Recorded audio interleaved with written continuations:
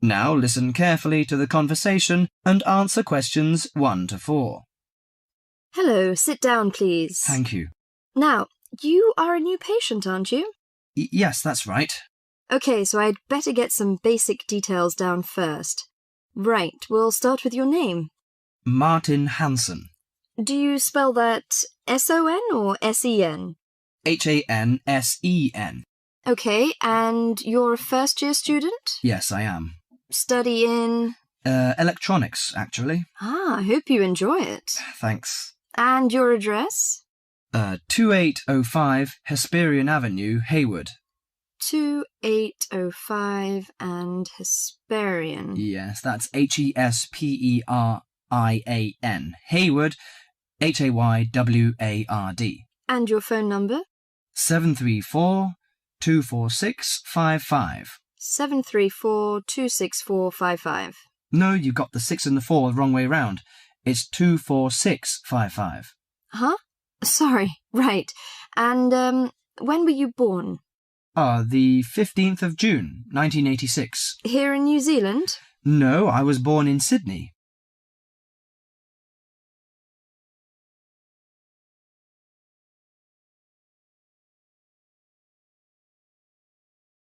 Before you hear the rest of the conversation, you have some time to look at questions 5 to 10.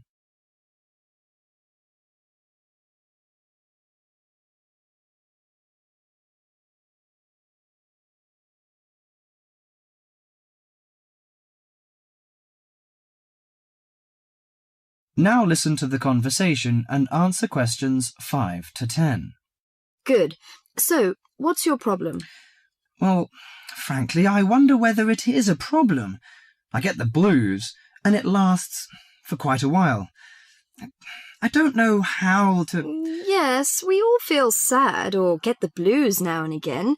Generally, our sadness lessens in time, and with the support of friends. However, if the depression leads to difficulty in thinking and greatly disrupts your daily routine, it can be evidence of a psychiatric problem. What do you feel exactly? I always feel sad and worthless. I find it hard to fall asleep and wake up early in the morning. How long has it lasted? Nearly half a month. Do you feel fatigue or loss of energy? Or you may have lost interest or pleasure in usual activities? Yes, sometimes. At first I thought I could overcome it by myself, but I failed, and I'm so glad that you came here. It seems that you are suffering mild depression from your symptoms. Depression? Yes, I feel depressed sometimes. But why would I... Depression may occur as a result of biochemical changes in the body. Alcohol, amphetamines, cocaine, and LSD can bring on depression. Those who have a family history of depression usually have a greater risk of depression. Sometimes the worrying changes in life can lead to depression. I see. I had a really bad breakup of a love relationship. It makes me feel hopeless.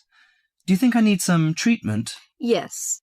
Antidepressant medications are often used to treat depression, if it is serious. But I don't suggest them at first because of the side effects. I suggest psychotherapy, which can give you support and help you regain control.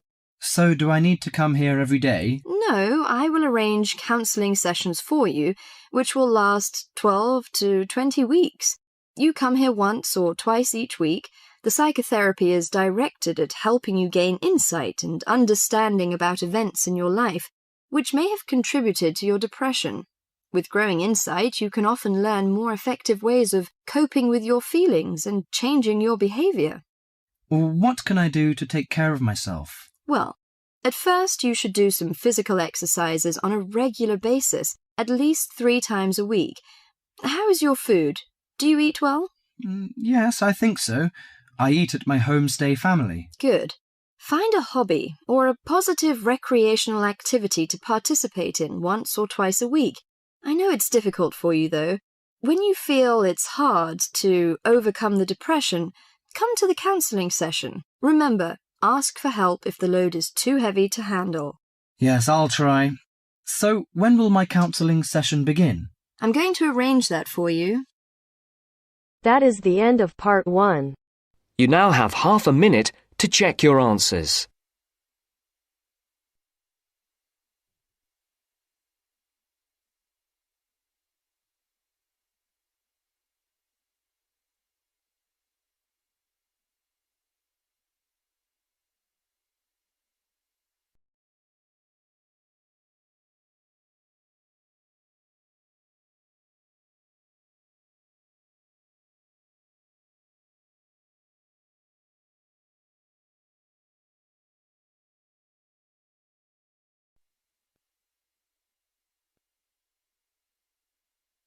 Now turns to part 2.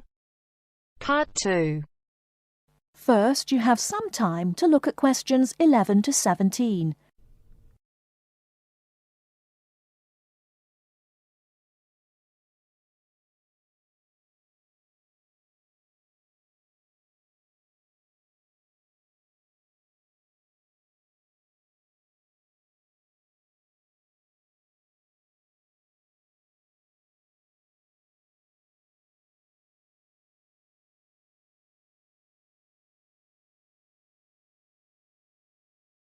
Now, listen carefully and answer questions 11 to 17. Hello, and thanks everyone for coming here today. I know it's always a bit stressful going for a job interview, but it's best to be prepared. For any of you who may not know me, my name is Fiona Ogilvie, and my job is to offer guidance and support for students with special needs. Now, you wouldn't be here today if you weren't interested in finding a job in the holidays. So let's get down to it and see what things you need to be looking out for. Most of you, I hope, will be applying for jobs with the companies that have been recommended by the university. The reason for this is that we here at the university already know these companies and have established good working relationships with them. I've also been to visit all of them and checked out the facilities they have to offer. You really need to make informed choices when you're looking for a job and make sure you know before you even get to the interview stage that your needs will be met. But I know that some of you are applying for jobs independently and have looked at companies outside the university recommended list. So for you, it's best to plan ahead and be aware of what it is you may need while you're working. Things that you need to check when you go for an interview are there enough toilet facilities and are these easily accessible? Also, you want to check that all the public areas inside the building are barrier-free, so you can get direct access to these public spaces whenever you need to. And ask about ramps into the building, so you know how many there are and where they are located. These kinds of things are so much more difficult to sort out when you've started work, as they take time. But ramps are an absolute must, so please make sure you know where they are. Another thing you must make sure of is that the lifts have the correct lowered control panels. Ask if all the lifts have this facility or if it's only certain ones. Now, something I think that is often overlooked is working hours. What you want to make sure of is that you get flexi time. This basically means that your working hours are flexible and you can clock on and clock off in times that suit you. Within reason, of course. Most companies do recognise that it takes much longer for someone in a wheelchair to get on and off buses and trains. Public transport can take that much longer, so you need to be organised and prepared. And for those of you lucky enough to own a car, check how many disability parking spaces are available. Remember that it's your right to have a disabled parking space. These also need to be near enough to a wheelchair accessible entrance or ramp. OK, are there any questions before we move on? Before you hear the rest of the talk, you have some time to look at questions 18 to 20.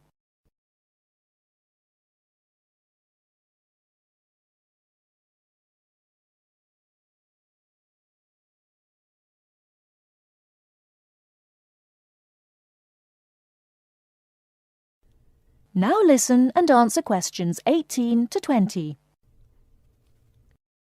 Right, let's move on then. Now I want to talk you through the series of visits to companies which we've got planned for next week. On Monday morning, we will be visiting the Lowland Hotel.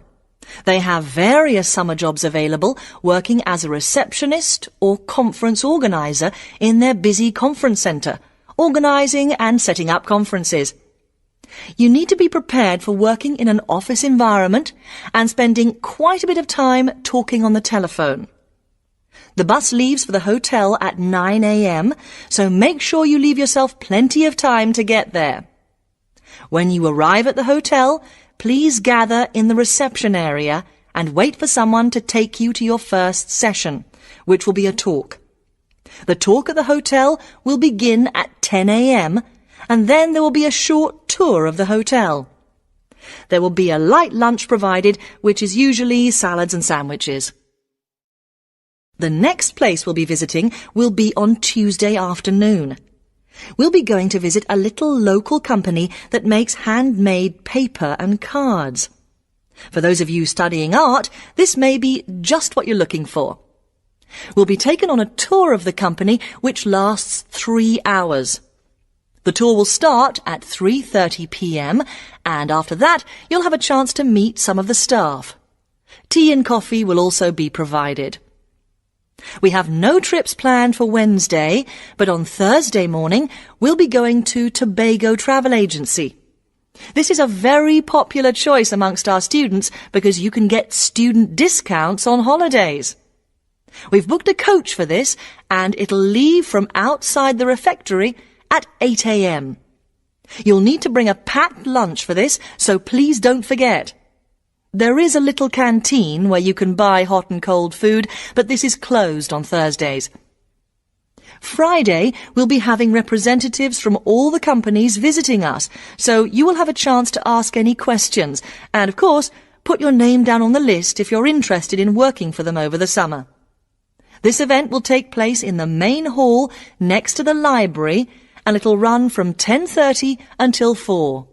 I really hope you make the most of this excellent opportunity to not only earn yourself some extra money, but also to gain experience of what it's like to work. And if you'd like to find out more, then please ask some of the students who worked last year.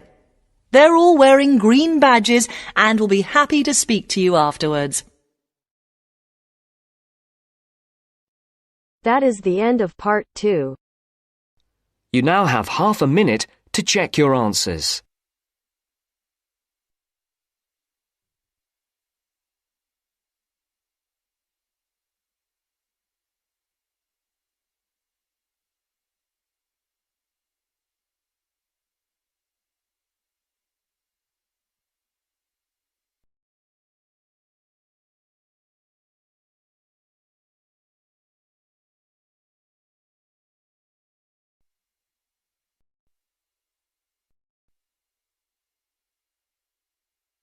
Now turns to part 3. Part 3. You will now hear a radio talk on agricultural regulations. First, you have some time to look at questions 21 to 25.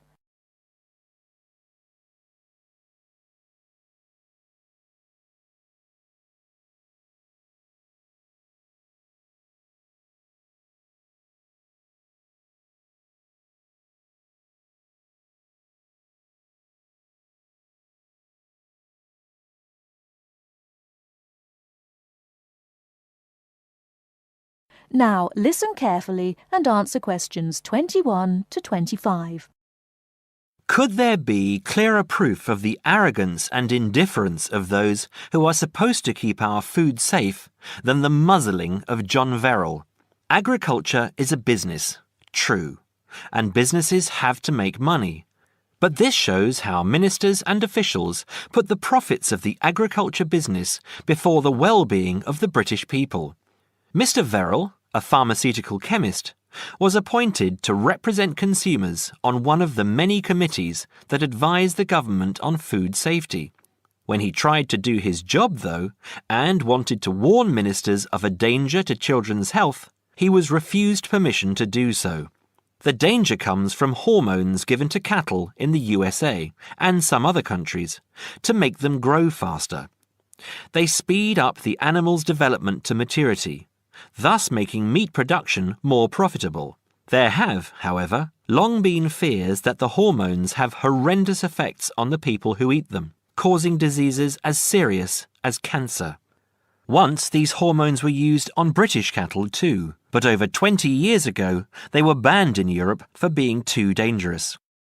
Indeed, so concerned is the European Union that it banned imports of hormone-fed beef years ago, much to the fury of the US government, which wants to sell it all over the world. Several years ago, the USA and Canada asked the World Trade Organization to declare the ban illegal and to punish Europe for failing to lift it.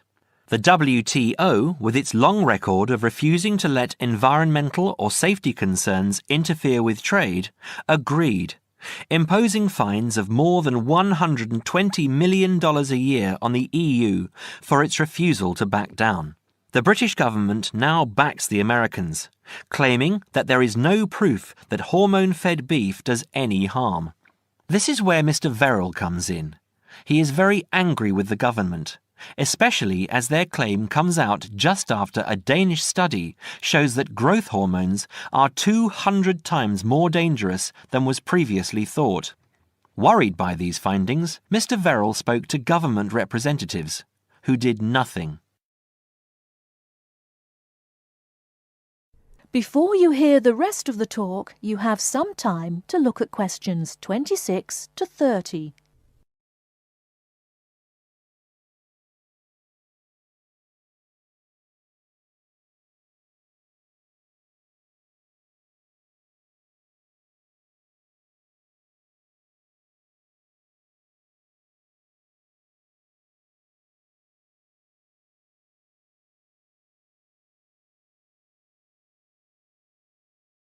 Now listen and answer questions 26 to 30.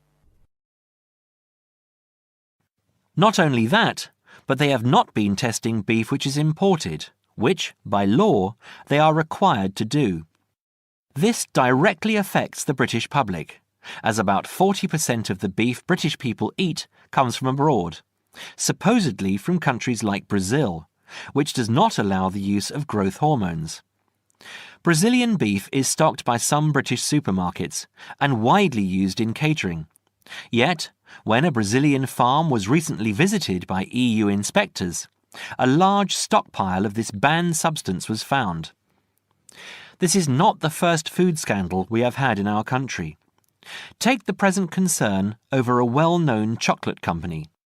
Several months ago, the company found out that its sweets were contaminated with a rare form of salmonella, but they did nothing about it, leaving their sweets in the shops to be bought by the unsuspecting public. It was not until 5 months later, when several children had suffered food poisoning, that the chocolate bars were removed from the shelves. It makes you wonder how many other dangerous foods have been allowed onto our plates. That is the end of part 3. You now have half a minute to check your answers.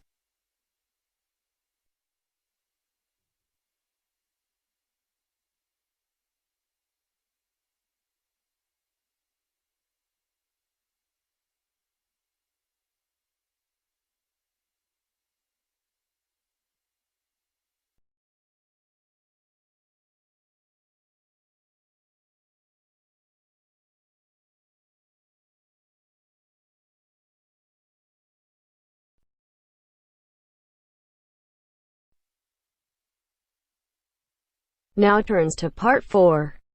Part 4. Now turns to part 4. Part 4. Well, it's the beginning of the digital age, and technology is all set to completely revolutionize the way we watch TV, videos and DVDs and play computer games at home. First, you have some time to look at questions 31 to 40.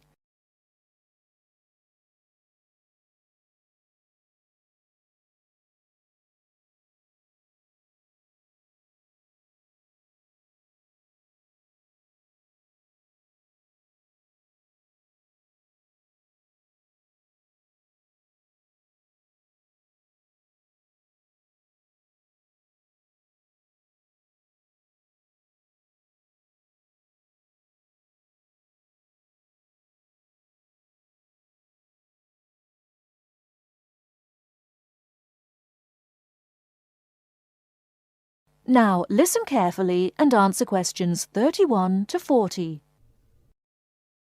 Well, it's the beginning of the digital age, and technology is all set to completely revolutionise the way we watch TV, videos and DVDs and play computer games at home. Here to tell us more about how we will be spending our leisure time at home in future is Anna Zabel. Hello. Yes, there will be huge changes in the way we use television, radio and new media in future. By this, I mean we will be able to do what we want, where we want and when we want. The result is that our homes will increasingly become home theatres, and all our entertainment at home will be available at the touch of a button. Now, most home entertainment these days is delivered over wires, but this is changing thanks to high-speed broadband. Downloading will become easier, and studios will eventually release movies, songs and video games directly to the consumer. So, for example, instead of a film opening on the big screen and eventually appearing on television, video and the internet, it can appear in all formats at once. This means that we will have more choice and control over the media we use. So, how will we use this media in our homes in future? There will be big changes in how we watch video and television. Several research groups and companies are trying to add depth to TV and other video displays in the form of a third dimension. So television and video screens will have depth. What do you mean by depth exactly? Do you mean 3D, like a hologram? That's right. When we say that a hologram has 3 dimensions, it means that we can see not only up and down and left and right, but forwards and backwards too. When we talk about dimensions, we call forwards and backwards depth. So when we say that a hologram has 3 dimensions, it means we can see up and down and left and right, just like a picture or photo. But we can also look into the hologram because the image it contains has depth. So instead of watching films on a flat screen, we will be watching them in 3D? Absolutely. Well, as we live in a 3D world, we shouldn't really be watching television and films in 2D, and the technology to make this happen is already there. 3D screens are being developed which can be placed throughout the house, even in busy areas of our homes, like doorways and halls. Now, these screens appear to float in air. So in the future, 3D holographic images will be sent into our homes, and we will be able to experience the action as if it is taking place right in front of our eyes. So, the action won't just look real, it will be real. Incredible! How does this technology work? Well, to get true 3D, each of your eyes has to see a slightly different image. 3D screens interweave multiple images in vertical stripes using special coatings and filters built into the screen. This means that each eye sees a different set of stripes. These screens are called lenticular screens. Now, these screens are easy to produce, and some laptop PCs and cell phones already have them. However, lenticular screens do have one disadvantage. The strain on the eyes and brain of putting together a 3D image from 2 flat ones can result in headaches and dizziness. But a few companies have developed a hologram 3D display which does not cause these problems. Instead of building images, then leaving them to the brain to put together, holograms create a whole image that reaches the eye exactly the way light from a real object does. You can even walk part of the way around a holographic image to see side and back views, just as you would do if the object was right in front of you. Twin holograms will let a couple watch 2 different programs on the same screen, even if they sit next to each other on the living room sofa. So no more arguing about which program to watch. That's right. Patio screens are being developed too. Patio screens? What are they exactly? Well, a patio screen is a big inflatable screen, which means you can take it outside your home and watch a film in your garden. Some patio screens are even equipped with DVD players, and some new ones may even have a wireless connection. Amazing developments there. Well, join us after the break when we will be talking. That is the end of part 4. You now have half a minute to check your answers.